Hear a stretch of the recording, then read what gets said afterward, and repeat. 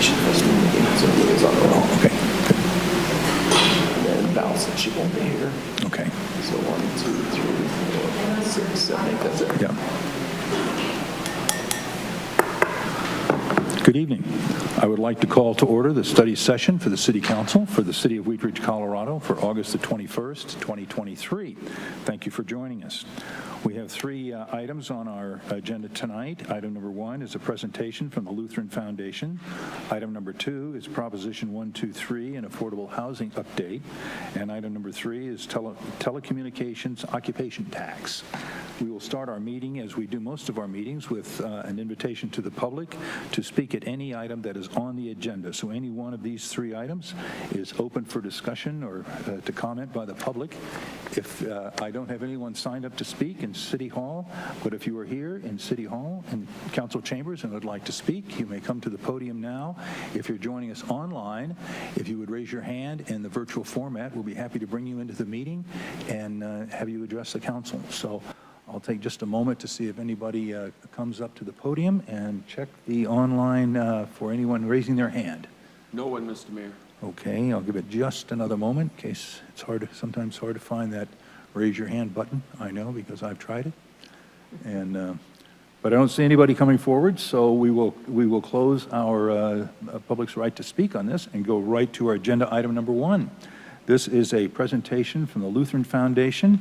We're very happy to have Kathy Rapola here with us. Kathy is the director of the Lutheran Medical Center Foundation. So, Kathy, I'll turn it over to you. All right. Am I doing this correct here? You're just perfect. All right. Yep. Okay, you might want to good. pull it closer to you. Sometimes it helps to talk right into the microphone. Okay. How's that? That sounds good. Okay. Well, thank you so much, Mr. Mayor and Mr. City Manager, for this invitation for us to come and talk to the council members as well as yourselves about Lutheran, also about the foundation, and about our new replacement hospital. We've got a presentation here, and certainly we'll entertain questions and answer them to the best of our ability. Would you like the format to be, I mean, I'm fine with asking questions during the presentation if you like, or do you want to hold them till the end? Why don't we sort of run through the presentation, and Okay. then we'll take questions at the end. Okay, and great. I'm happy to help moderate the question and answer. Perfect. Okay. Tonight, what we'll be talking about, and I wanted to give you a little bit of an overview of how this will flow. Sorry, you guys are going to, you always have to turn around. We're going to give you a little bit of the hospital history and some facts. Some of them are kind of fun facts for you. Certainly, we want to talk about the foundation, some new hospital updates, and our Legacy Continues campaign. We'll give you a timeline for that, as well as our progress, talking about some naming opportunities that we have available, and also how we are offering to our community to double your impact with this campaign. Here are just a few historical items for you, and many of you have probably lived in the city for many, many years and know these facts, but some of you may not know all of these facts. We opened in 2005 as a Lutheran sanitarium. For more than a century, we've expanded to meet the community's healthcare needs. And the expansion includes in the Lutheran Foundation being formed originally to fundraise for the hospital in 1975. In 1988, our West Pines Behavioral Health Center opened, an 80-bed facility on our campus. And then our new Women's Center opened in 1996. Then 2 years later, we joined with St. Joseph Hospital and Exempla Medical Group to become Exempla Healthcare. That's when we became Exempla Lutheran.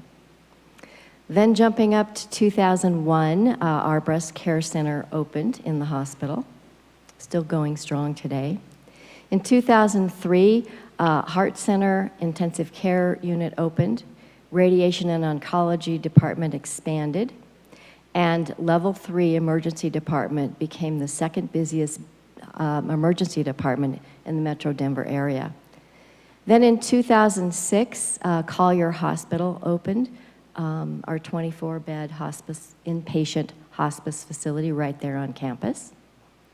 2010, we joined with the Sisters of Charity of Leavenworth to become SCL Health. Then in 2018, we purchased the land at Clear Creek Crossing to start beginning the state-of-the-art replacement hospital for Lutheran. In 2020, we received a magnet designation for nursing excellence. This is a very prestigious designation. Takes about 2 years of work to get the information together to get this magnet designation, and we're one of just a handful of those in the metro area who has this designation. In 2021, we kicked off our Legacy Continues campaign to fundraise for our new replacement hospital. In 2021, it was a busy year for us. We were also designated as a level 2 trauma center. We were a level 3 previous to that. The highest level is level 1. The only difference between level 2 and level 1 in our state of Colorado is that level 1 must have research and also a residency program, and those are two things that we do not have at Lutheran. But we can treat the same level of patients at Lutheran as St. Anthony, who is our closest level 1. Also in 2021, we broke ground on our new replacement Lutheran hospital. Then in 2022, two of the highest rated nonprofit healthcare systems in our region merged, and we became a part of Intermountain Health. It says healthcare up there, and they've now changed the name to Intermountain Health, dropping the care. And then in 2024, next year, we are anticipating opening the new Intermountain Health Lutheran Hospital. It's actually scheduled to open in August of next year.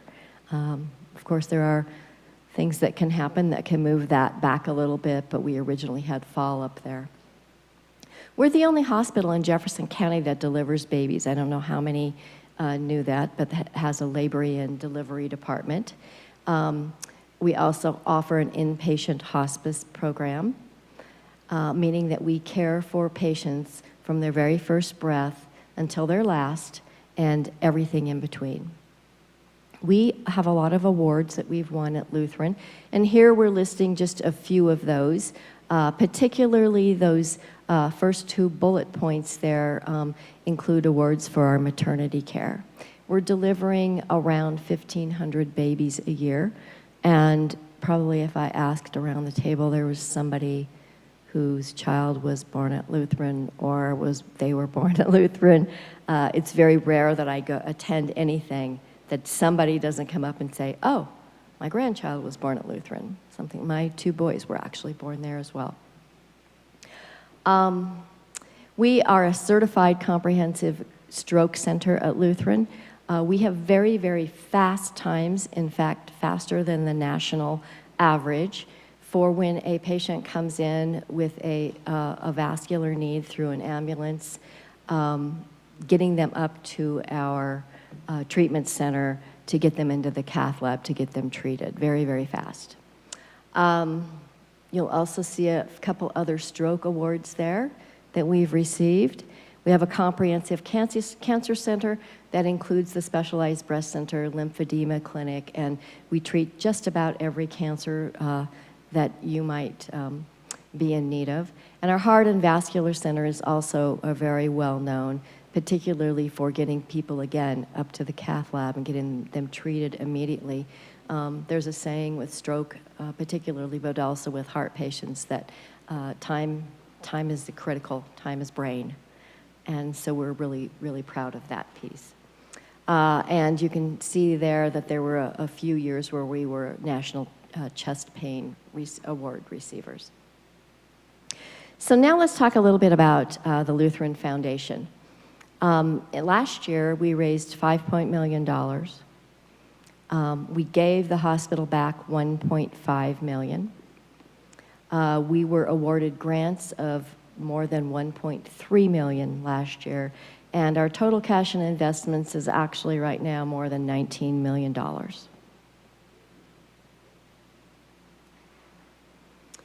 To talk just a little bit more about some of our services and programs, cancer services, these are some of the things that we have given back to the hospital. So that dollars that you saw, 1.5 million that we gave back, here's some of the things that we have supported.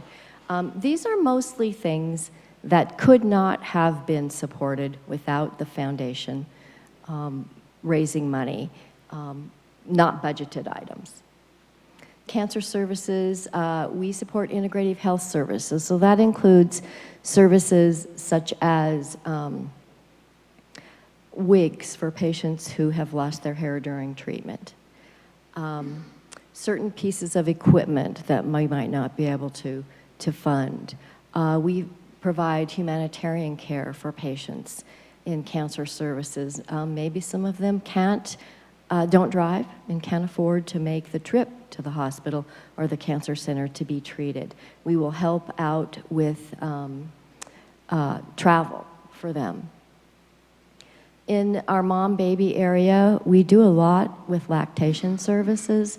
We purchase the milk from Mother's Milk Bank for mothers who are unable to provide that service for their child. We started the Cuddler program at Lutheran, have lots of volunteers who come and hold babies who are in our neo-intensive care unit, who need that hugging, that cuddling, and maybe for some reason mom can't do it. Many of those babies were born with addictions, and sometimes we can't let the moms do it. So we have the Cuddler program, which is pretty darn popular, I'll tell you that.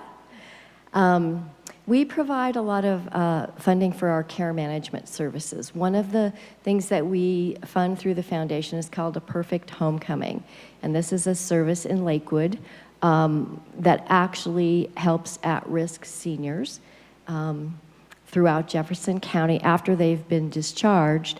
And we want to make sure that their home is safe for them to go back to.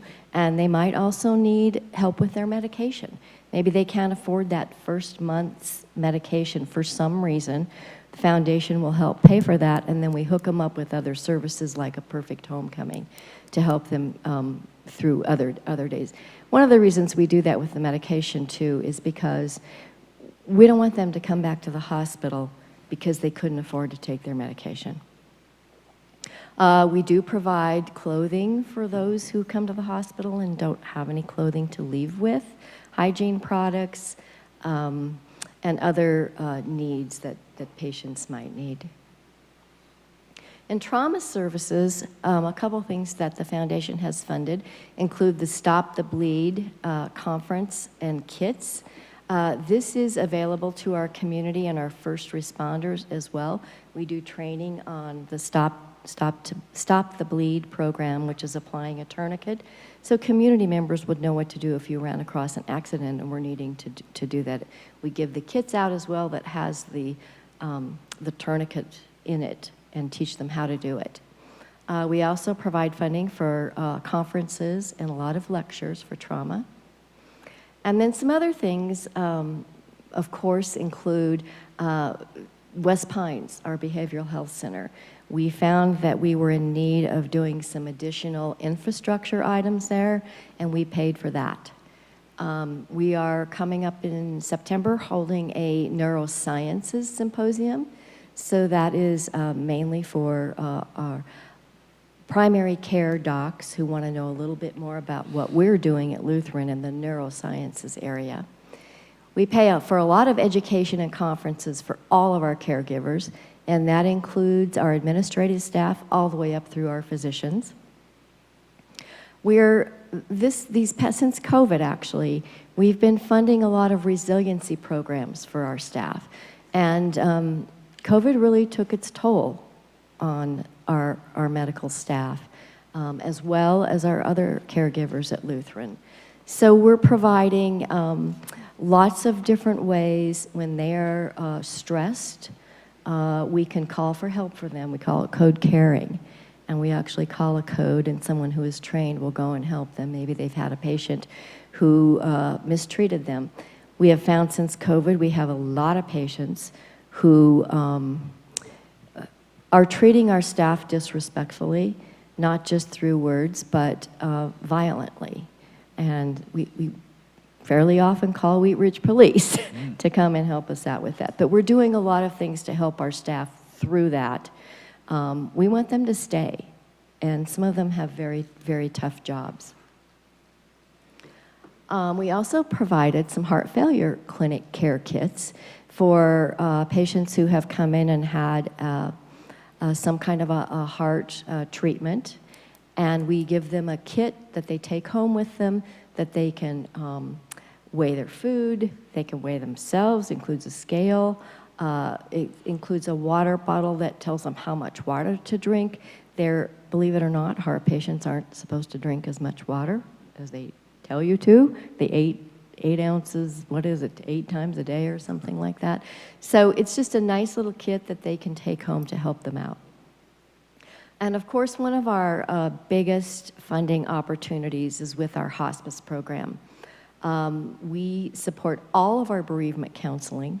The reason that the foundation pays for all of that is there is no longer a patient when someone passes in hospice care, so there's no insurance for us to bill. We can't bill Medicare, we can't bill anyone. So we offer the bereavement program for the family members for at least 13 months, and even community members can also attend. So foundation pays for that. We just paid for our transition to a new electronic medical records system for hospice, which is called Epic. Again, education. We're paying for a lot of staff members to be educated on all the new things that are coming up. And we also pay for most of our palliative care services because that is not mostly covered under insurance. Hospice is funded in a very different way than regular medical care, and that's why we pay through the foundation for so much for hospice. When you check into the hospital and you're having a procedure, you can actually get a bill, many of you may have, that shows every single item itemized that you've had. Every tissue box, every pill, everything that you've had will be on that bill. That's what's submitted to insurance to be paid, and then a determination is paid, how much will be paid, etc. Hospice is different in that it is paid per diem. We're getting about $175 a day for hospice care. Well, you can imagine that is not going to cover everything in hospice. That's the way our system is set up in the United States, and that's what we get paid. So we are always losing money with the care that we give to our hospice patients. But we feel like it's so important that we want to do the work, and so we are fundraising for it. This is just a few fun facts about the new hospital. As you know, in 2021, our board voted to move forward with a campaign, the Legacy Continues campaign, to raise money for our new hospital. This campaign is a $12 million campaign. Doesn't sound like a lot compared to how much the hospital is costing to build. However, we've never done a big campaign in this community. And so we had a feasibility study done, and that's what we came up with. It's a 5-year campaign, again, started in 2021, and we are already at 84% after 2 years.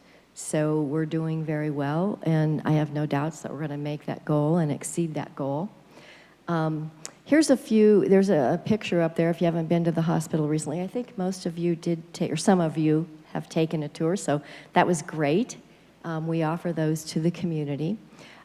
We have 151 miles of, I can't read that, electrical wiring in the hospital. I'm sorry, that's 1,051 miles, yeah, of wiring. The building is 123.5 feet tall. You may know that because I think there's a restriction here. what's another one up there? You can read them, but there's 403 toilets in the new hospital. So just a few fun facts, and I think you have these in your information as well. This is a timeline of our campaign, and we are, as I mentioned, exceeding the timeline. We are at 84% already. And we will continue probably doing the campaign even after the hospital opens up, and open it up to a campaign that almost every person in the community would be able to have the means to participate in. That's pretty important to us. I mentioned that we're at 84%. We've raised $10 million in 2 years for the campaign. It is a comprehensive campaign, I might mention that, which means that it includes everything we raise money for, not just the new hospital, because we're continuing to raise money for everything in the hospital as well as the new hospital right now. One of the things that we are offering the community with the campaign, The Legacy Continues, are naming opportunities. So we have different areas of the hospital that are available for naming for a particular donation. And this is just a sample of some of the naming opportunities. This document is always changing because we are walking through and our architects are coming to us and saying, well, did you know there's this room? And we're like, well, I guess not. We must have not looked at that one on, I have all the drawings in my wall, up in my office on the wall, but some of these things aren't on there. So we're always changing it, and we're always open to meeting with donors to craft the kind of gift that they would like to leave with a naming opportunity. Another great thing our board voted to do was to offer a matching program. So for any gift of $25,000 or more, the board will match it dollar for dollar, giving the donor the opportunity to have a naming opportunity doubled what their gift was. So if you gave $25,000, you get a $50,000 naming opportunity. That's up to $100,000 per donor. We also honor estate gifts in the same way with a matching opportunity. It's a little bit different than the cash or the pledge opportunity. And we certainly are open to talking with donors and, again, trying to meet their needs. There was something else I was going to say about the match. Oh, yes, that a lot of our matching our donors are choosing to pledge their gift over a period of years, and we honor the match with this as well. So we're here today to just talk about how you all can help us and become our partners, and what we would like to ask of you. Certainly partner in sharing our vision, which you already have, certainly, and we appreciate that. Investing that in a way that might be meaningful for you. And that could be individually, personally. It could be as a city, as a council. And then also, a big part of what we're asking is for you to help us identify others who might want to be a part of what we're doing, who we can take this presentation to, or who I can go meet with one-on-one to tell them what we're doing and you know, not let them miss out on an opportunity such as this. I am hoping that the City of Wheat Ridge will consider doing a gift to the Legacy Continues campaign of $25,000, which is making the match, so $25,000 or more.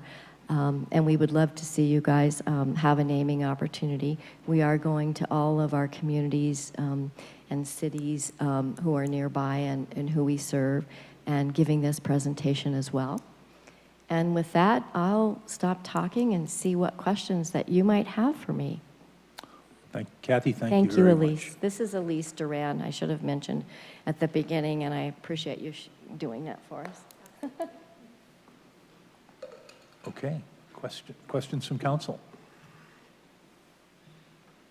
Councilor Hoppe. Thank you for coming in and for your presentation. Can you explain just a little bit of what the relationship will be then, now that it's Intermountain Health and between Intermountain Health and Lutheran Foundation? We will continue on just as we are. We have not what we call integrated yet. Philanthropy hasn't. So I don't know exactly what changes will happen, but I know they won't be severe. As far as our fundraising goes, we will continue doing that here. As far as where the money goes, the money will stay with Lutheran. And I've gotten many, many pledges to be able to share that with everyone. The money will stay. I know Intermountain has huge philanthropy team. They're bigger than SCL Health, so all their departments are bigger, but they really do value philanthropy.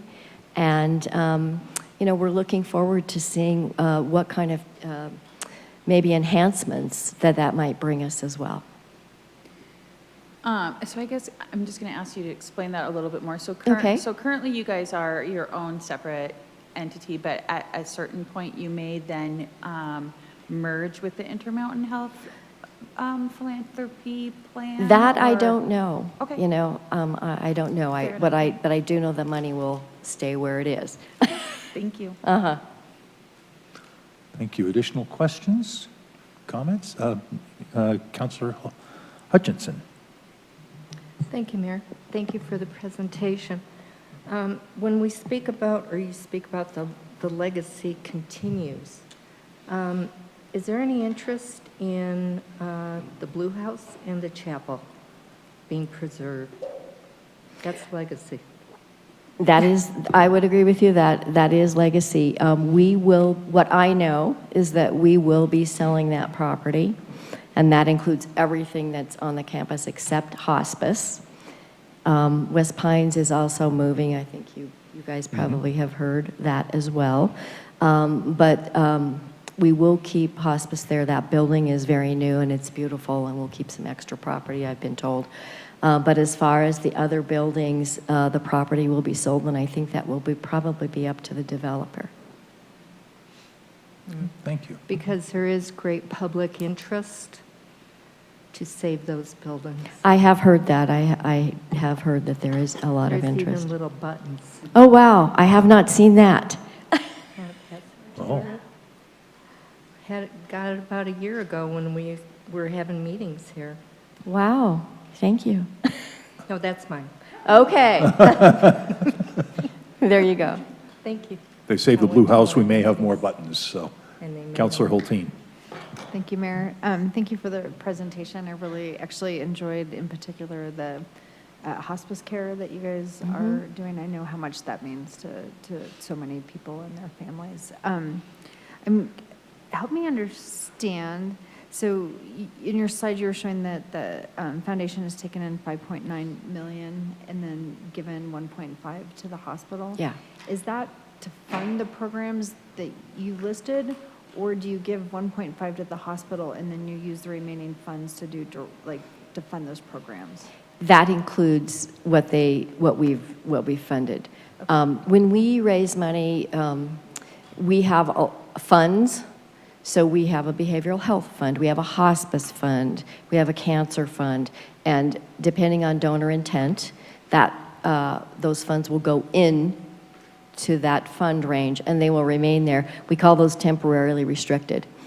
We were asked by the hospital to give back the 1.5. They have to request money from us, and we take it to our board, and the board approves it, and then I don't actually give the money back to them and move it from our fund to theirs until I have proof that they have done what they said they have done. So if it's a program they're going to start, they have to prove to the foundation that they've done it, and we'll reimburse them. We've had occasions where maybe they didn't do what a department didn't do or couldn't do for whatever reason. COVID is a good example. When COVID came, kind of a lot of programs were on hold. It was just like, let's get through this emergency. So we also in our funds have endowments. So we have a big hospice endowment that spins off interest every year. we are available, that interest is available for us to spend, but we never spend the endowment. Did that answer your question? It did, thank you. Thank you. Additional questions, council? So Kathy, I assume you make this presentation quite a bit. How is and do you travel sort of throughout the metro area, or are you mainly focused in Jefferson County, or where are your efforts mainly focused? We really mainly are focused in Jefferson County right now. Again, we've only been doing this 2 years. Okay. We could reach, we're getting a lot of patients from Clear Creek, even up into Winter Park. Believe it or not, there's a lot of Winter Park babies who were born at Lutheran. They don't have anything closer. And it's really not that far, especially if you have a planned birth. So we certainly would like to eventually branch out and do this to others. There are just 3 of us in our department, in the Okay. foundation. And so I'm actually very, very proud of the work that we do Yeah. with a pretty lean staff. Yeah. Terrific. And good response so far then? Great response, yeah, really had no idea. I'm kind of blown away by some of the opportunities that we have. And we have a lot of 7-figure asks out there right now that I'm pretty sure are going to be coming in. Okay. Terrific. Additional questions or comments for Kathy before we move? Councilor Hoppy. Well, I guess part of the reason why they're here is for us to have a discussion on if we would like to be a part of the naming opportunity. So I would just like to see what council would like to say about that.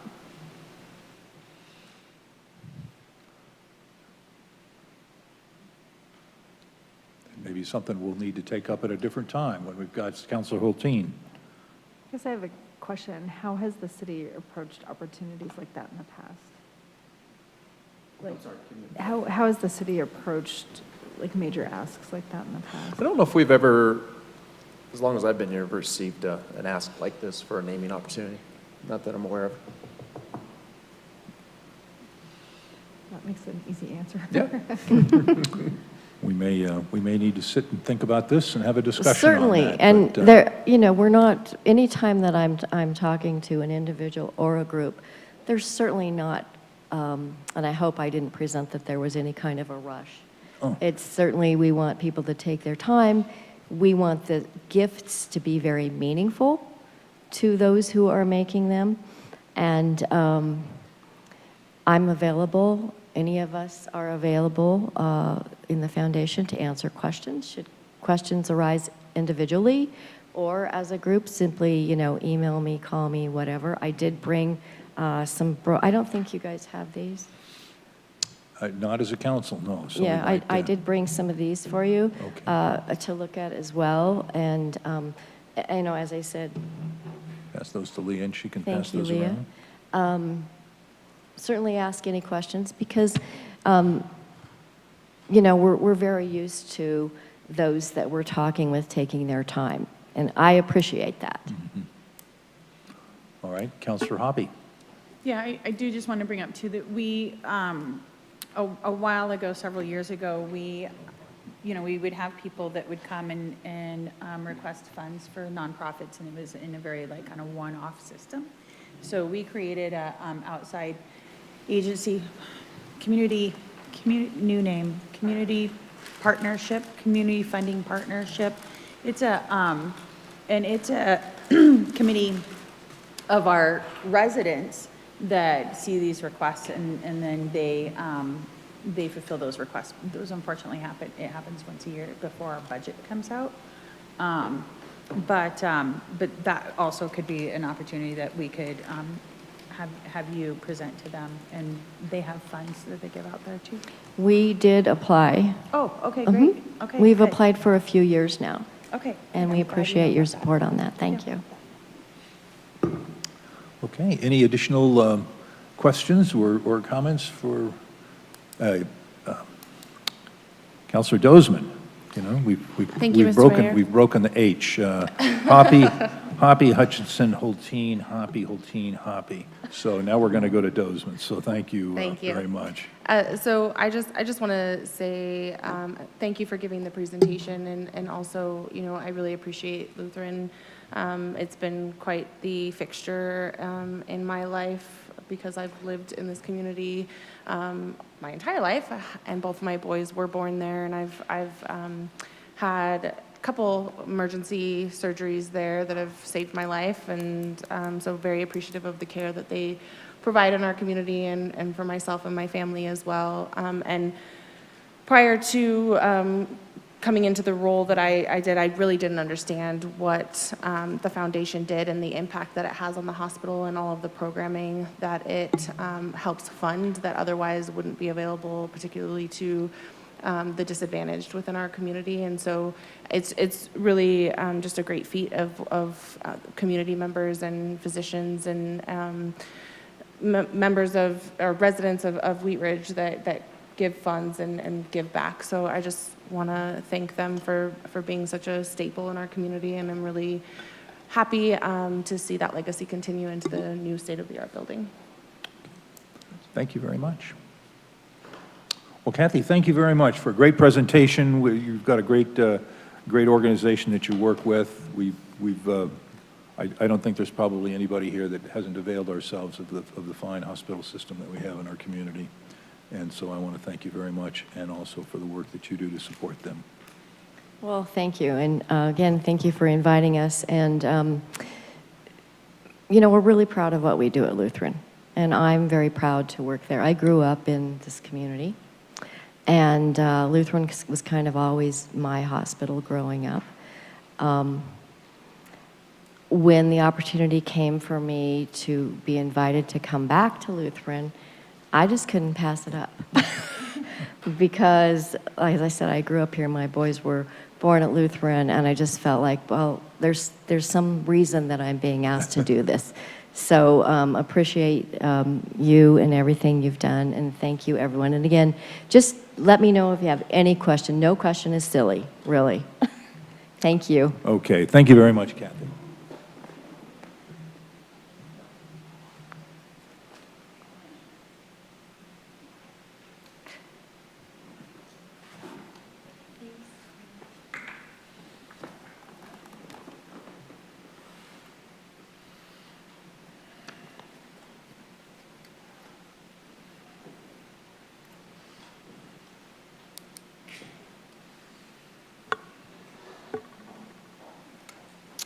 All right, welcome. Okay, we'll go to our second item on our agenda, and this is the Proposition 123, the Affordable Housing Update for Prop 123, which was, well, we'll learn all about it. So we've got Lauren Mikulak, our Community Development Director. Lauren, thank you for being here. Take it away. Yes, thank you. We are learning every week a little bit more about what Proposition 123 is, so I'm not an expert yet. Patrick's been learning, I've been learning, Jana Easley, our planning manager, has been learning, so it's okay if there's more questions than answer. Our primary question tonight, hopefully, is relatively straightforward. Let me see if I can get my notes to load. So we want to talk about Prop 123, which created the state's Affordable Housing Fund.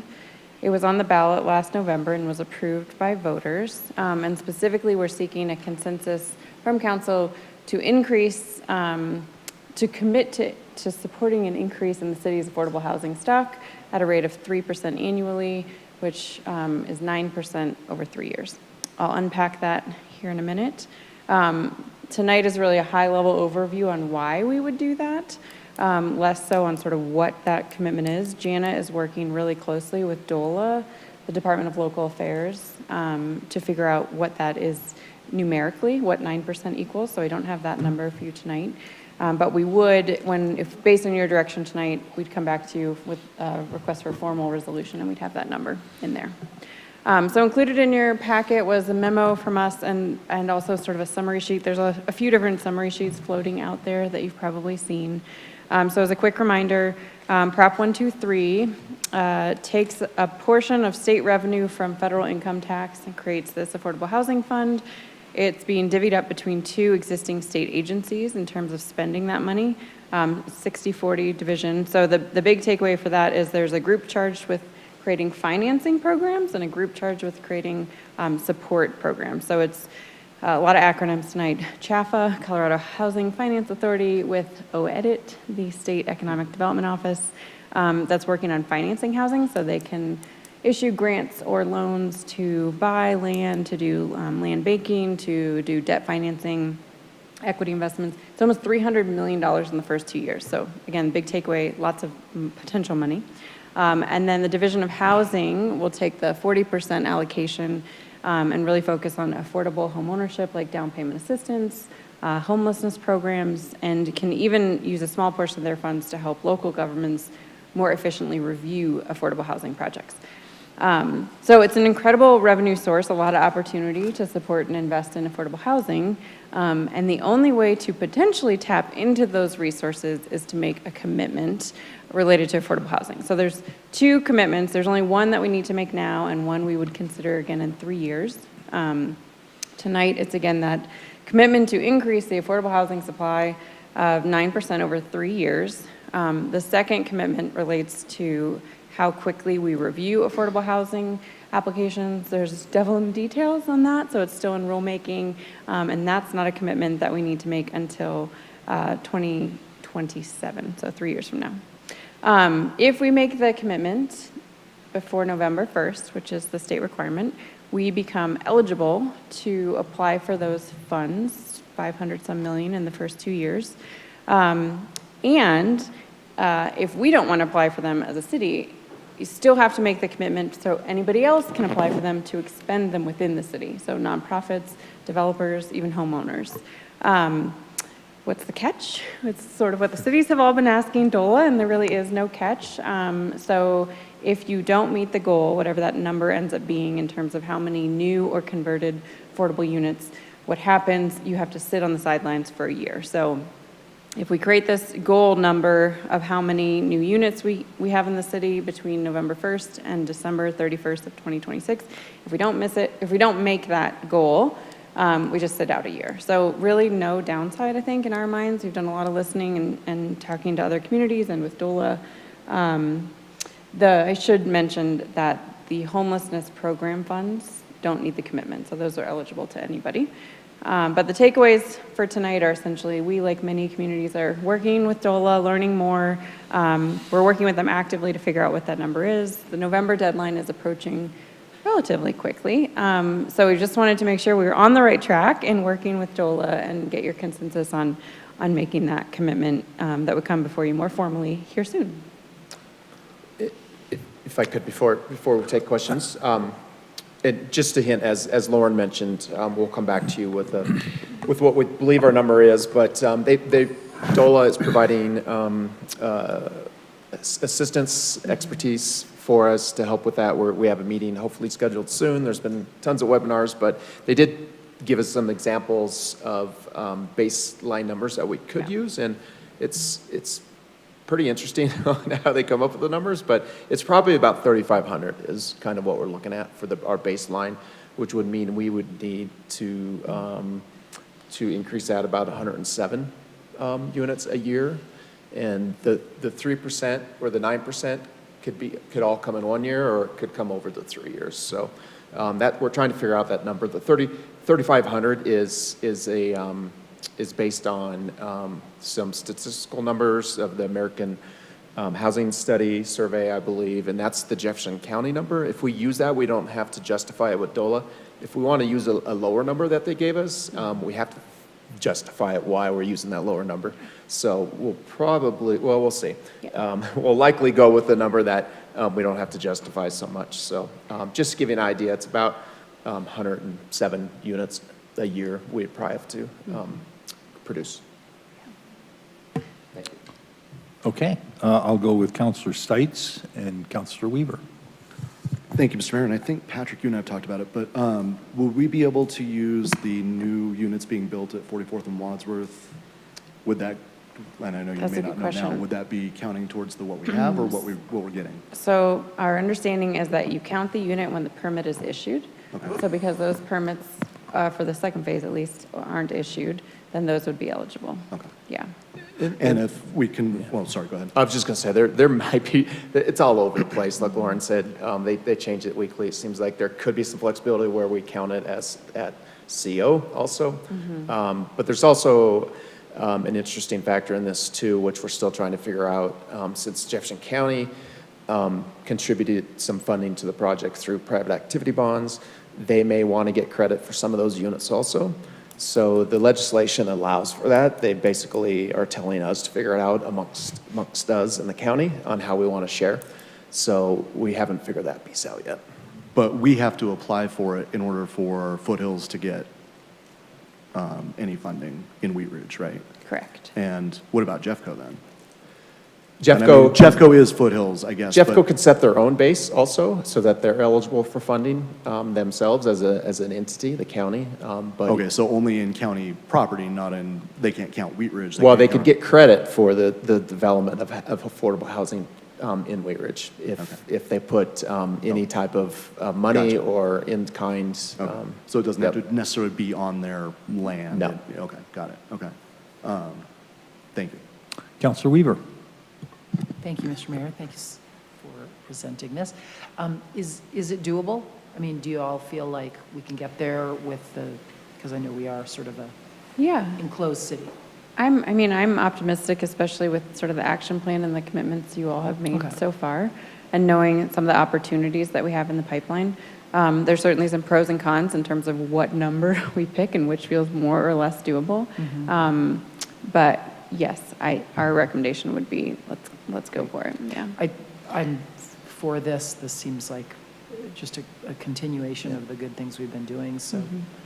And plus, as Lauren mentioned, there's no penalty if we don't hit the 9% growth. We just have to sit out a year. We're not eligible for funding for a year. So if we set a baseline by November, and then some entities in Wheat Ridge or the city, we receive money over the next 3 years, but we don't hit our 9% in 3 years, there's no penalty. We get to keep the money. We just have to sit out for a year for any new money. I don't know why we wouldn't do this. Thanks. Counselor Hoppy. Thank you, Mr. Mayor. Lauren, have you guys been able to figure out if we, part of our plan was kind of updating and preserving the natural occurring affordable housing that we have? And have we been able to figure out that if we were to put investment into a private property and we say, but you still have to keep it affordable, and we've discussed that we could do that via deed restrictions and whatnot, would that be able to count towards our unit? Yes, yeah, so if a unit is converted to be deed restricted through a deed restriction or some other land use restriction, then yes, it can be counted. Super. And I absolutely support this. I think we should definitely move forward with it. Thank you. Counselor Hulteen. Thank you. I also think this is a no-brainer to support it.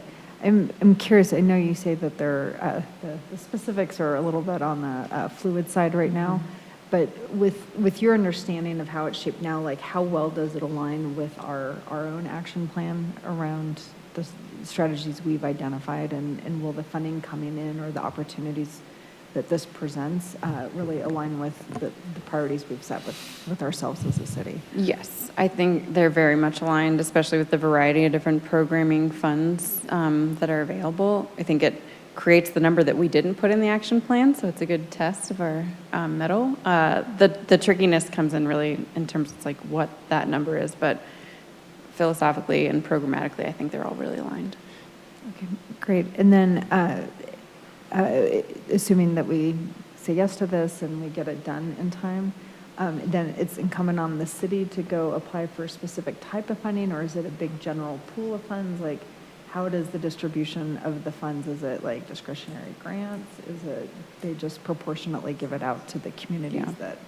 It's a little of all, I think, about, there's different grant programs. Some are more discretionary than others. There's assistance. So to respond to your first question too, the Prop 123 program is going to provide programming and funding for the whole range of the whole spectrum from homelessness to first-time homebuyers, which is great. And our plan obviously covers a good chunk of that. And again, the funding and the grant sources, again, cover all those different sources. So they've already rolled some out this year that we could have applied for. Foothills has already submitted a letter of intent for some funding for one of their projects. So it's another reason to get this in so that they could be eligible for that. We've gotten a couple inquiries from developers who are asking if we plan to make a commitment. So people are definitely learning quickly. Yeah, I can see why. So with that in mind, then so we say yes, we get it in time to be eligible for the funding. Would staff be bringing forward, like, here's our prioritization, or here's our strategy to, like, work with our, Warman Trust and our partnership with Foothills? Like, what are our own priorities in terms of going after that funding for how we decide where we want to focus that? Yeah, I mean, we haven't gotten there quite yet, but we certainly can. I think the land banking program is one that we could potentially be in the driver's seat on. I think a lot of the equity and investment programs are going to be where the developers are more in the driver's seat. I haven't looked at a lot of the homelessness programs. I'm not sure if your staff has done that yet. Yeah, but, we have, yeah. yes, we will be back in front of you as we sort of figure out Yeah. how opportunistic we want to be. And that's why it's so important to get the housing person on board. We're in the middle of a recruitment right now. It's taken a little bit longer than we hoped. We thought we had somebody here recently who may have backed out. We're not 100% sure yet, but we need somebody really focused on that, putting together an action plan on how to go after the funding. Okay, and then last question, Wheat Ridge Housing Authority, has it been reconvened and meeting? No, not yet. So our strategy and plan talked about getting the housing staff person and then sort of figuring out what are our priorities and what is our housing fund going to fund, and what are the criteria, and then what can the role be for the housing authority. So that's still on that 5-year kind of placemat list, but not anything we've tackled yet this fall. Okay, great, Or thanks. summer. Thank you. Councilor Dozman. Thank you, Mr. Mayor. So between the two of you, Patrick and Lauren, you guys have answered most of my questions. You did speak to some pros and cons about maybe committing to either the 3%, 6%, or 9%. Can you maybe just discuss that? And, I don't know that we would be reaching that 3% in this first year or not. So I'm kind of curious about what the advantages would be, and if we set the baseline for 3% for 1 year, next year, can we revisit that as we anticipate increasing it? That's a great question of whether you can reset, if the baseline feels like it was the wrong number. I don't know the answer to that. DOLA hasn't really talked about that. I think that's why they're I putting. saw that somewhere, that there's opportunities to reset. Yeah, when every time you make a new commitment. I think because a lot of these projects take so long, our recommendation is that we do the 3-year commitment, and knowing that you can sort of float those units across any of that 3-year time horizon. But we did sort of run some scenarios and think about why 1 year, 2 year, 3 years, and it feels like there's no downside to the longer commitment and some of the assurances that our partner agencies might want. Yeah, so long as we can reach that 9% over 3 years, and it doesn't have to be allocated 3% per year in that 3 years, I'm all for that. But like, what happens if we make the 9% commitment and we oversell it? So we get up to 12%, would that make us eligible for the following year? In like the fourth year, can we allocate that 3% towards? Oh, that's a good question. Yeah. I don't know that yet. I'm not sure. Yeah, I don't know if you have to reapply after your first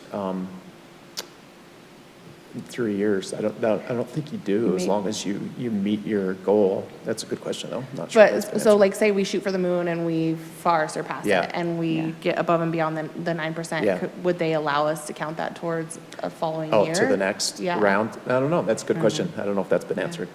We'll ask that. That's a good Okay. question. Thank you. Councilor Ohm. Thank you, Mayor. One question, talking about the percentages,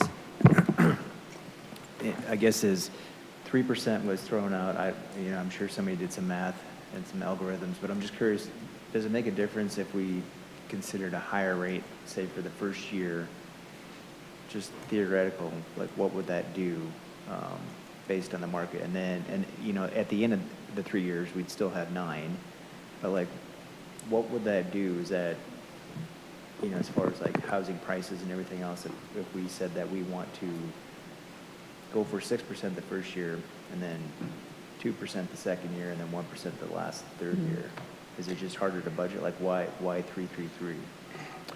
I don't think we have the I- flexibility Yeah, to so split it up that's- that way. It's a good question that maybe Yeah. DOLA thought about, but the only options they've presented to communities is 3% for 1 year, 6% for 2, or 9% for 3. Yeah, how they landed at that, I don't Yep, know. yep. But those are our choices. Okay. And then, another question is on it says the fast tracking, you won't have to do until 2027. Right. And they've kind of left that up to you. I understand with the current, not necessarily Wheat Ridge, but I understand in general that staff across the municipality is having a tough time just right now, Yeah. let alone fast tracking. What is your thoughts on that coming up in the future? Yeah, it's a good, we've been thinking about it and talking to other people in our same situation in other communities. So maybe backing up for just a second, and I'm very optimistic for the next 3 years. I'm cautiously optimistic for any commitment beyond that, because the fact of the matter is we have limited areas in the city where height and density allow the investment in affordable housing at the density that needs to be economic. So I think we will have diminishing ability to grow our affordable housing stock if our charter was to remain as it is today. Which is why I think doing 3 years makes a lot of sense, because it may scoop up a lot of our opportunities. Beyond that, if we make another commitment in November of '26, which would then include the fast track approvals, I think we have actually done that already for Foothills a couple times. They had a closing in March, and every time they came in, we said, you're going to go to the top of the list. So we've had a little bit of a test, and we'll sort of use these next 3 years, honestly. My plan is to use it as a little bit of a test to understand if we got affordable housing and we put it to the top of the line, how many days is it taking?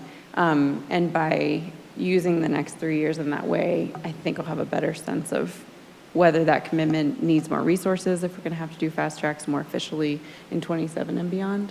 But I'm optimistic. I think it's something that we're already able to achieve when we set clear expectations sort of on both sides of the table. There's a lot of details and sort of how that's calculated, but Yeah, and I there's think we'll use it as a flexibility. trial With the period. legislation talked about a 90-day review or approval process, but you can add, if there's a second review that's needed, you can add another, I think, 30 days on top of that or something. So 90 days is kind of the base, Yeah. but you can extend that out. I think Lauren's initial thought was we do that already. We meet those timeframes. And my last question is, and this is probably a little bit more attorney-ish, but I've heard of some communities looking at fractional ownership, so kind of a tenants in common that you would see. Is that something that you've heard about in the community that's coming up? And So one of the programs requires a tenant equity vehicle, which is essentially renters who gain equity and share in profits of a rental apartment. It's actually a requirement of one of the pots of money. Okay. So it comes down to whether that developer or property owner would want to access those funds. In that kind of situation, they'd be the one who's the applicant, not us, because we don't ever manage housing projects. But that is becoming an increasing conversation in the world of affordable housing because of the differential and sort of equity and the growth of wealth and generational wealth, that the disparity between renters and owners. So I don't know a lot about it, but yes. Councilor Hoppe. Thank you, Mr. Mayor. Lauren, last year with the Jefferson County Economic Development Board, we went to San Antonio, and San Antonio has a program where for affordable housing, they have what the developers call the easy button, like the Staples easy button. And so I'd be happy to set you up with some of the city councilors that I met down there, so that you can maybe talk to them about how they do that process for That's great. for the fast track. Thanks.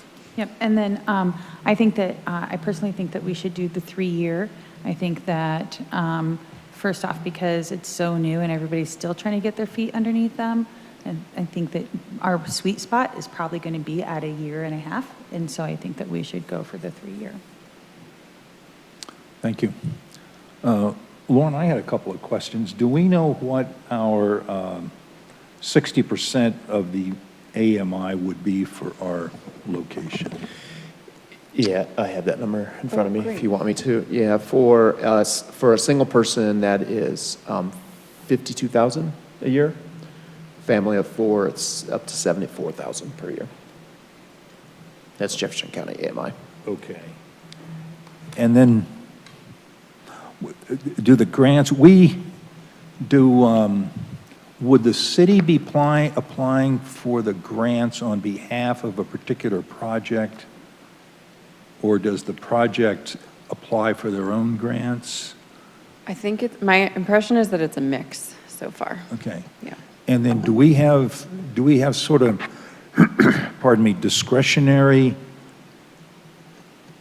authority to sort of interview developers or affordable home builders on, assuming that that the city, so the city is sort of maybe getting a pot of money, but that's for a particular project? Right.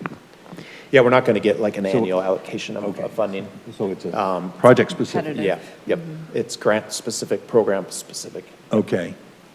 And, But we are, as you know, Mayor, we're creating a housing fund, and we're putting in a portion of our short-term rental lodging tax in that, and we are going to be getting, hopefully, from some new developments, fees in lieu of affordable housing, and so we hope that fund's going to build up pretty quickly.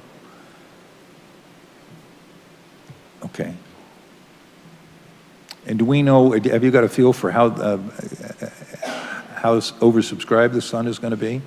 I was wondering that today. I don't know. I mean, yeah.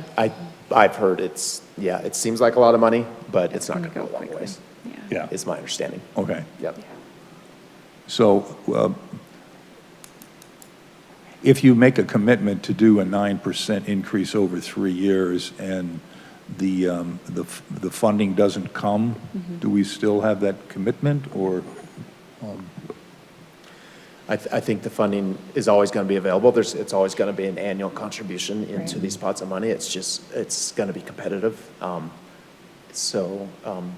The funding's available, just are we going to be granted the funding, I guess, is the question. And is there, or is there sort of a competitive criteria that we ought to be that we would be looking at? There's not right now. I mean, right now, it's just our community's committing philosophically to increase in affordable housing. Okay. And then, it's my understanding that the state housing fund it doesn't go away until those revenues be redirected. So it'll be here for a much longer time than our commitment will be. And I would guess that the eligibility in the future changes from something like we're talking about tonight, the commitment to other kind of criteria. But I don't know. Okay. And if they ask, it would seem to me that it would be better to certify that these units get built when they have a CO on them, not when the permit's issued. Yeah, I had an FAQ. You can count units as soon as the commitment is made, and the way that they had previously communicated is that you would count the unit at the permit, knowing that like an apartment complex will take 18 to 24 months to build, so you can count it when the permit gets issued versus when the CO is done. But I'm sure there'll be more guidance as this gets implemented more practically. Thank you. Councilor Stites. If we're ready, I was going to ask for a consensus that we move forward with staff's recommendation. Great. Looks Thank like you. we have consensus there. Okay. Lauren, thank you very much. Great report. This will be interesting to see how this all plays out in the real world. All right. Thanks so much.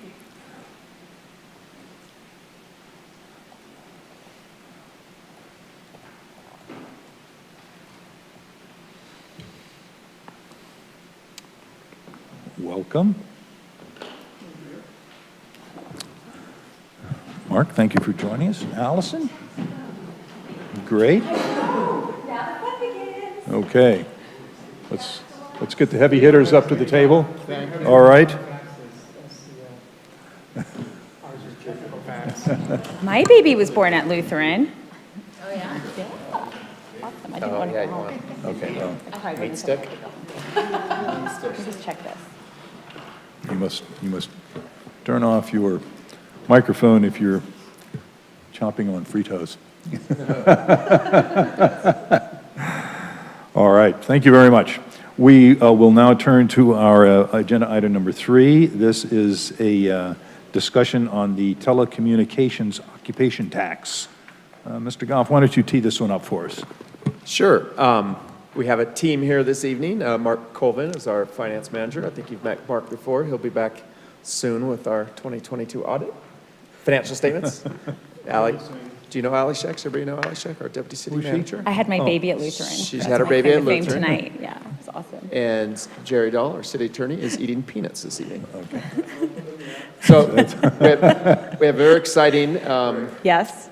topic this evening, telecommunications occupation tax. Yes, this is something that most cities have, and it's kind of a complicated tax issue, and that's why we brought Jerry Dahl in, and we've brought in some outside experts actually too. Ken Philman, former Arvada mayor, who's also an attorney who deals in these types of issues. So I think we have a great team here with a good recommendations. So Ally, do you want to start it? I will. Thank you so much, Mr. Goff. Yes, I'll kick it off, and then I'll turn it over to Mr. Colvin, who's the expert and did all the work on this. So yes, we are here to talk about a telephone occupation tax code. So just a little bit of background before I turn it over to Mark. The city made a sweeping update to its code regarding telecommunications in 1997, following the passage of the Federal Telecommunications Act of 1996, which allowed for the growth of competition in the telecommunications industry. So at that time, think all the way back then, US West, then Qwest, then CenturyLink, and now Lumen, was the local monopoly holder and paid the city $190,575 per year in fees. So as part of the city's update to the code in 97, to ensure equity across the telecommunications landscape, Wheatridge determined that all providers would pay US West's effective per line fee, meaning the $190,575 divided by the total number of actual lines Lumen offered became the effective per line fee. Today, that code still exists, and today, staff still determines the per line fee that applies to all telecommunication providers on an annual basis based on Lumen's actual line count. So that's the code today. That 1997 code included cellular service, provided it was the primary telecommunication service, resulting in some pretty confusing local law that has not been updated. So today, the current practice is not to charge telephone occupation tax on cellular service, unlike surrounding jurisdictions. So that's just there's the landscape, and I'm going to turn it over to Mark to talk about the challenges and what we recommend we all do about it. Thanks, Al. There we go. Thanks again, Ally. Clearly, as Ally teed this up, every one of us would know that Lumen is most likely not the primary telecommunications provider in the city. Since the onset of telecommunications, especially cellular communications, we've seen this trend. And so in Wheatridge, as it says in the staff memo that is in your packet, Xfinity is now the primary provider of telecommunication services. Back then, US West, Qwest, then CenturyLink, now Lumen, have been the primary landline provider, or traditional. Because Lumen, the value that Ally discussed of $190,000 was the basis for the per line fee that all the other service providers had to pay us as what's called a business occupation tax, a BOT. It became very expensive to other providers to try to compete with whoever it was at the time, CenturyLink or Lumen, all their iterations. And as Ally mentioned, the code is very confusing. We could dive into the code if you like, but it's in your packet. Thanks, Amanda. It's confusing. It's confusing. the new one is not confusing, the old one is. So those are our challenges. And so we did an analysis, we went back to 2018 for grants, because the rate that the calculation gives us was pretty consistent for all the years leading up to 2018. And then we started seeing the rate go up exponentially because it's an inverse relationship that this calculation has. The fewer landlines that Quest, Lumen, whoever, reports to us every year, and they're required to report it to us, that $190,000 divided by that increasingly lower number meant that the rate, the BOT, the business occupation tax rate that we charge all the small mom and pop service providers just goes up. So you can see it started becoming a problem in 2021 when we got the notice from Lumen that their lines went from 2,896 to 1,928, which forces out a per line tax rate that mom and pop service providers have to pay per line. Some of them have 10 lines, some of them have 2,000 lines. So it was becoming pricey. And so we took an action last year to just freeze it at 824 until we could study it further. So this year we studied it further. And it's a good thing we did because the rate, the lines that Lumen just reported to us a few days ago for this year that would be in effect for calendar year 2024 has gone down to 463, which would indicate that mom and pops would pay $34.30 a line. So in your packet, there's an example that tells you what would happen. And you're all very intuitive. You can tell what would happen. So we looked at that, and we studied the code, and working with Ken Feldman, we decided that we had a lot of recommendations. The goal will be to ensure equity for all the other players, to level the playing field, right, for everybody, to try to make it fair. Even to Lumen, I'm sure that there's something on Lumen's side that's not equitable to them. Simplicity, predictability, and preserve the city's existing revenue stream, which is also in your packet, that talks about the revenue stream has been $500, $600, and now $870-something thousand in 2022. Alternatives were considered, which are listed in the staff memo. Those include do nothing, resulting in much higher fees, as this previous table showed. Implement a sales tax, which we felt like might bring on a Tabor challenge, which we don't want. Amend the code to replace Lumen, say, with Xfinity. We just didn't think that would achieve our goals. Or amend the code to implement a flat per-line fee that applies to all lines and clarify that cellular service is included, which is in line with all of our neighbors. We did some research with our neighbors, and we determined, that everyone is paying for their basic local exchange service, which would include, that's our new definition. Basic local exchange service would include cellular, any type of over-the-air connection, and landlines. So other recommendations that we have was to revise the term basic local telecommunications service, which I just said, to read basic local exchange service in line with terminology found in state and federal law and more consistent with our neighbors. Remove the ambiguity in the existing code around cellular service and adequately capture cellular in the definition, which we have done in our draft ordinance.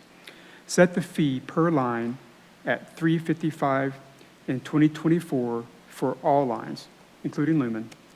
Adjust the occupation tax then annually going forward to be in line with the Denver Boulder Consumer Price Index. So what are our next steps? Those are our recommendations. We're requesting consensus from this council to move forward with the recommended amendments to the code, which you can see the attached draft ordinance in your packet you already have. And that would be our presentation. Any questions? Mayor, that's your job.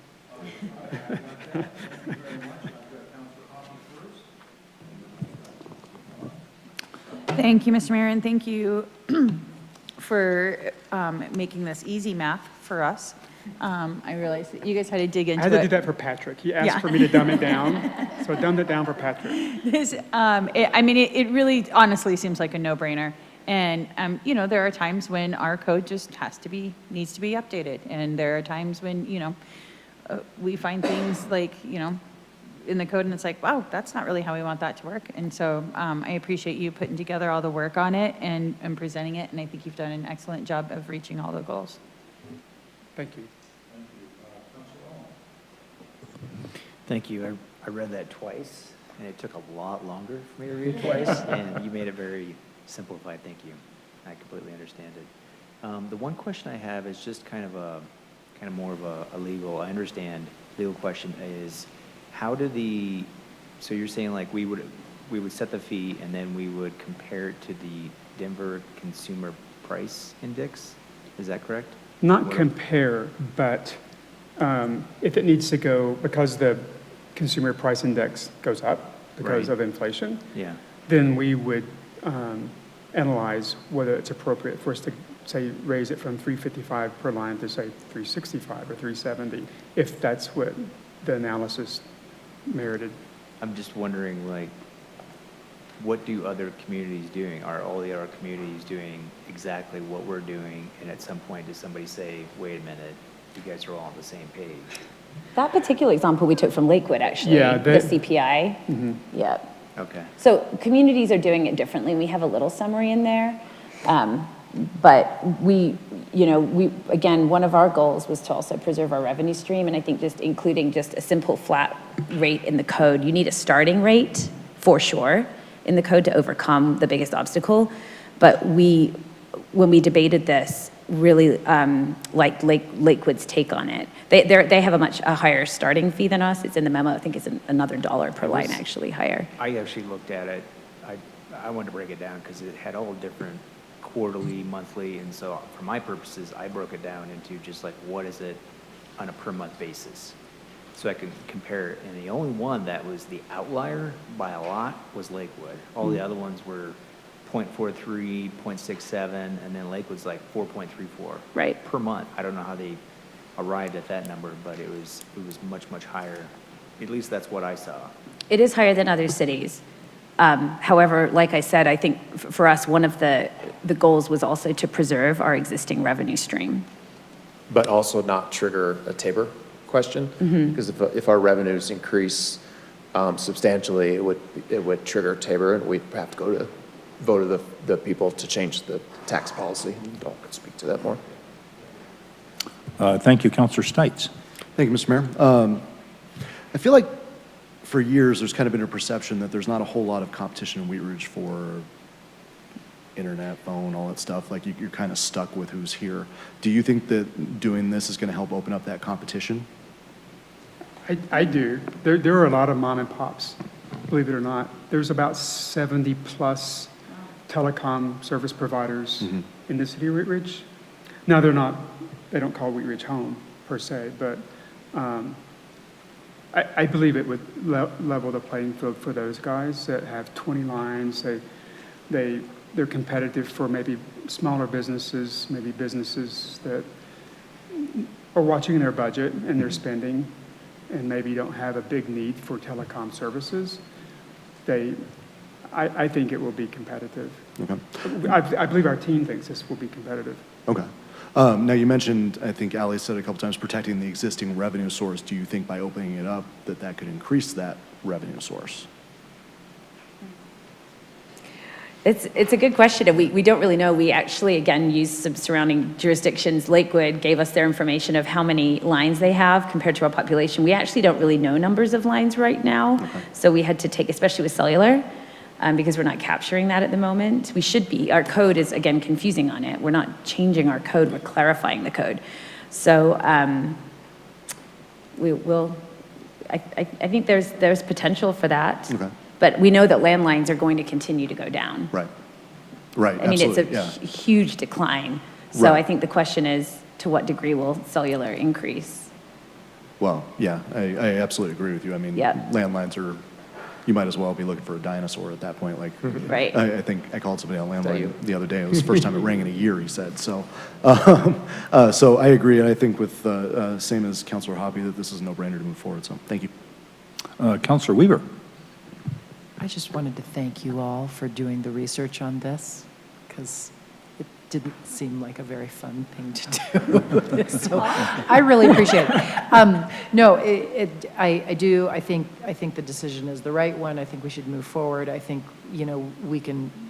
we should be able to assume that probably for every household, there is at least one line, right? If we're going to call line, it's self-service, but probably more.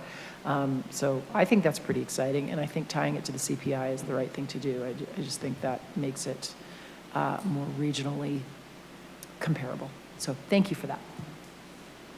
Councilor Hulteen. Thank you.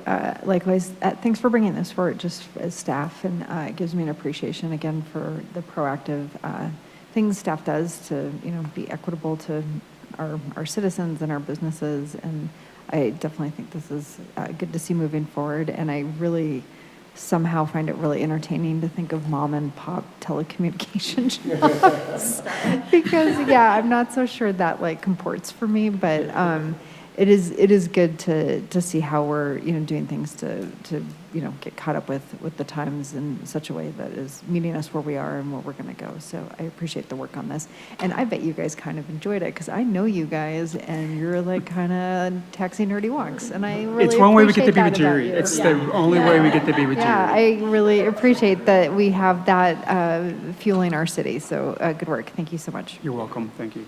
Councilor Dozeman. Thank you, Mr. Mayor. So I agree that this is the direction that we should move in. I'm very concerned that it would be $355 per line on a monthly basis when, aside from Lakewood, it's not anywhere near in comparison to our neighboring cities that are larger than us.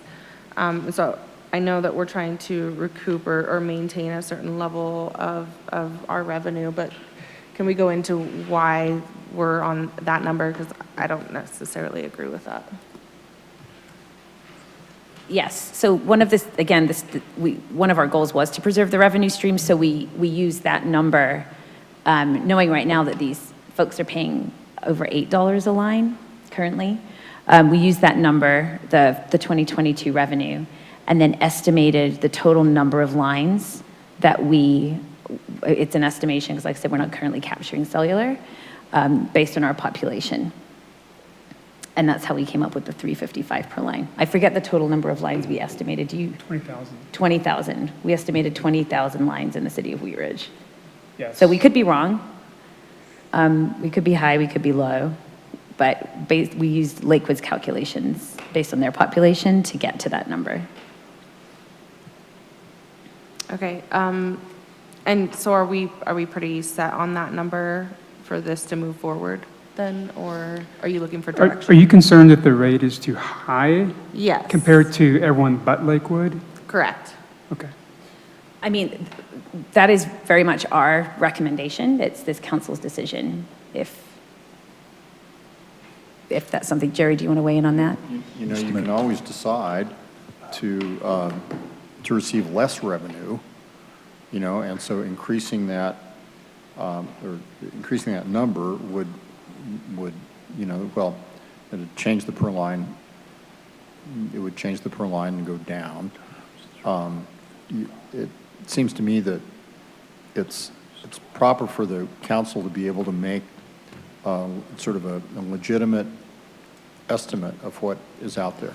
And in the environment that you're in, without knowing for sure, it's fair for the council to come down to a number. And staff has, I think, spent good time to estimate it. It may well be high, it may well be low, but any other number I think would have less sort of statistical support based upon all of the work that was put in to try to find the number.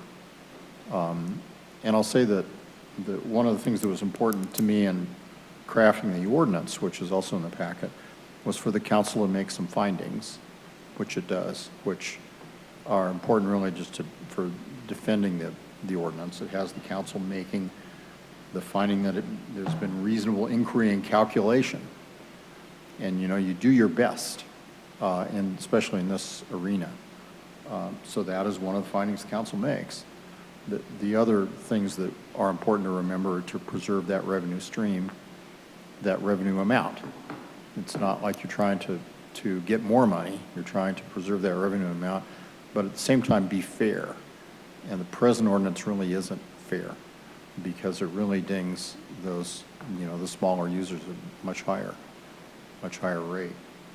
So that's why I helped to craft this in the way of making findings about the numbers that the staff has come up with, but then become findings of the council, including that it's not a significant revenue change, because that would otherwise trigger Tabor, and we don't want to do that. It's probably not answering your question. 20,000 is really, after a fair amount of calculation, the best number. If someone said, how many lines are there?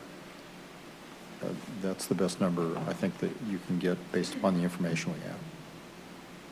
I had a couple of questions, too.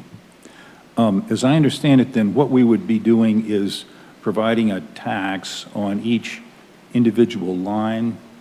And so if you visualize, most people, I think, have a cell phone. So that would be a charge on every cell phone. Would it also extend to data lines? So if I've got a security system that has a line on there that dials in or something like that, would that have a tax on it also? I believe so. Yeah, we tried to cover every aspect of modern technology with Ken Feldman's help. It's a line. Okay. And I think what was illuminating for us is kind of the way this ordinance was originally, conceived of. It was really landlines, and that's what everyone had, and that was easy to measure. Yeah, they And don't then have that anymore. Other kinds of lines, but it's fair to tax the service that's out there. In fact, Right. the service is migrating from landlines to other kinds of lines. Right. It's a fair tax, so, yeah. Yeah. And this tax is being levied on the provider of On the those lines. provider. And do we think that the provider is going to pass that on to the consumer? They're supposed to, but Okay. Yeah, if you look at your bill, it's listed separately. And so is the revenue stream somewhere around 850,000 a year? Is that about what we're at now? Yes. Okay. And 20,000 out of 33,000 of population? Is that? we use 35,000 as Okay. just a population. Yeah. And Lakewood's, their ratio is, there's 155,000 people, there's 63,000 lines, it's about a 40% ratio. They actually know how many lines they know how many lines are reported every month. So we used our 35,000 people times 40%, just as an assumption.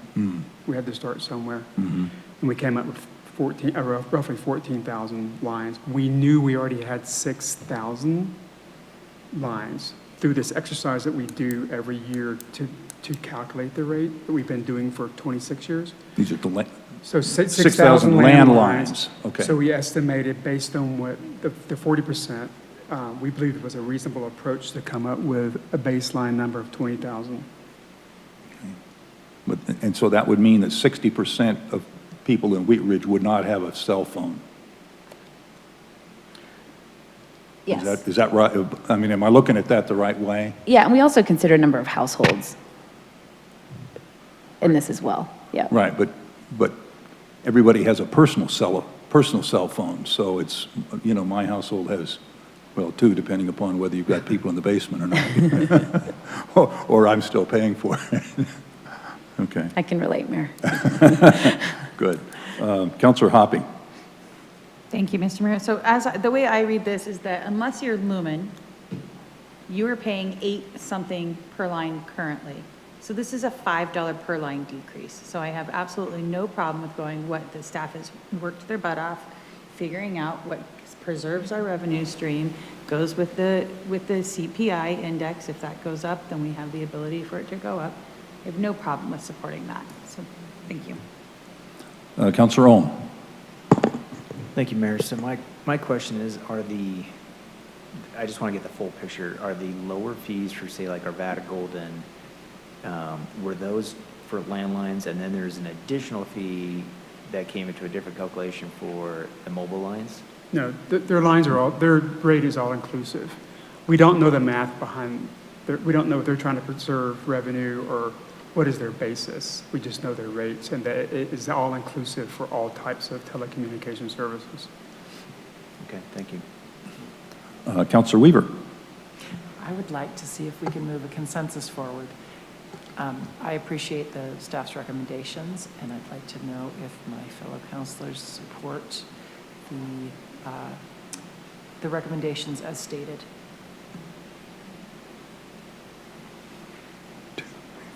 Looks like we have consensus on that. Thank you. Thank you Okay. very much. Thank you. Is that all we need to get to? Oh, we got more. No, we just looking to do the bare minimum here. Thank you. Thank you Thanks, very much. Mayor. Great Thanks, report. Council. Okay, that takes care of our business, sort of business agendas. We'll go to staff reports. Mr. Goff. That's it for us, for staff this evening. Thank you. Okay, elected officials reports. Anybody raising their hand? I see Councilor Hoppe and Councilor Hulteen. Thank you, Mr. Mayor. I would just like to say that your Wheat Ridge Lady Farmers are 2-0 already, even those schools only been in since Wednesday. They've already played 2 games. And their home opener is on tomorrow night at 4:30 at Pennington Field.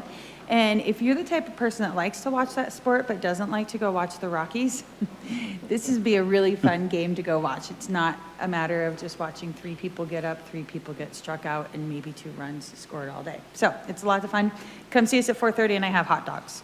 Okay, thank you very much. Councilor Hulteen. Thank you. Happiness Gardens report. The eggplants are they've gone from darling to substantive this week. They've gotten quite big.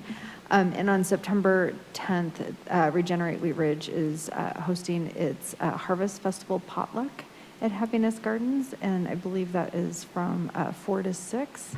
And it's bring a dish to share, but it's also a great opportunity to tell tales of splendor and woe from your garden, and just exchange stories and sometimes seeds, and definitely good things to eat, because these are all gardeners, and gardeners are usually pretty good cooks. So if you want to connect a little bit more with our local food movement, I encourage you to consider going to that potluck.